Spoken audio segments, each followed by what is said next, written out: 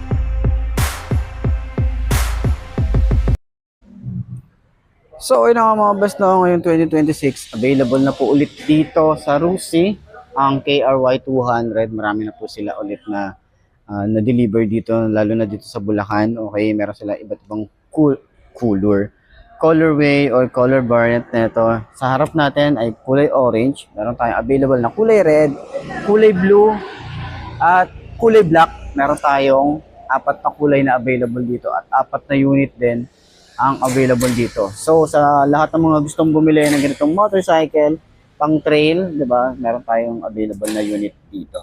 So ito yung mga pambato ni Rusi. Kung sa ibang brand may mga pang trail bike. Meron din si Rusi pang trail bike. Ito naka-carb type. 200cc na rin to. So maporma na rin to. Talagang panalo rin yung design niya, at alam naman natin hindi rin magpapatalo si Rusi pagdating sa mga ganitong category ng motorcycle. So ayan, try natin upuan, pero maganda rito kasi is naka dual sport na yung ating tires. Okay, pang on and off road na rin yan. Naka single disc brake din tayo sa harap. Same lang din dito sa likod, naka disc brake din, and then ready to go na yung ating tires dito. Okay, mahaba yung ating upuan.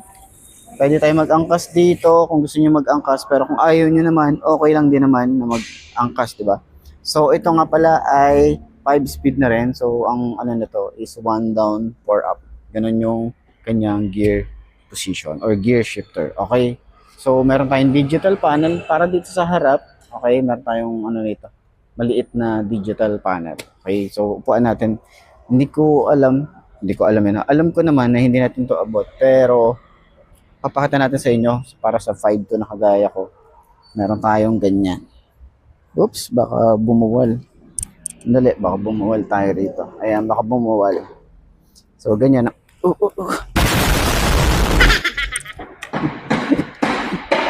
Bumuwal nga tayo rito. So, ayan, nakita niyo naman, di ba? Bumuwal tayo rito. Hindi natin abot. Pero ganyan ang itsura natin. Ganyan ang itsura natin kapag nag-ride. So, dito na lang natin. Medyo nakakatakot talaga siyang upuan. Kasi hindi ko siya abot. Ayan sinasabi ko, di ba, kapag hindi natin abot. Diba? Pero yung upuan niya, okay, malambot. Mahaba yung upuan. Meron tayong mga maangas na design din dito. May mga sharp design din tayo rito. And then sa headlight niya is naka halogen bulb pa rin tayo dyan. Pero yung tail light, yung signal light is naka LED. So, ayan, sa tingin nyo, sulit nga ba ang presyo nito parang ngayong 2026, no? 85,000 para dito sa KRY 200. Okay, may 200cc ka na. Tapos, ganong presyo pa, no? Napakamurang-mura para dito. Okay, meron ka ng mapormang pang trail bike. Okay, so, para sa lahat ng mga bibili, puntahan nyo na yung pinakamalapit na Rusi sa lugar nyo. Ayos na ayos siya.